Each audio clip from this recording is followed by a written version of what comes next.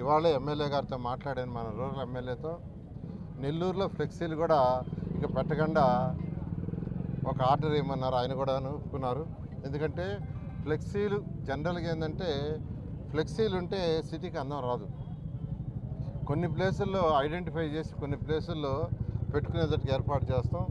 ఆ ప్లేసుల్లోనే పెట్టండి. నెల్లూరులో ఉన్న రాజకీయ నాయకులు ఏ పార్టీ వాళ్ళైనా, తెలుగుదేశం కావచ్చు, జనసేన కావచ్చు, మరి ఏ పార్టీ అయినా వాళ్ళందరికీ నేను విన్నపం చేసేది, రేపు నుంచి ఫ్లెక్సీలు పెట్టొద్దు.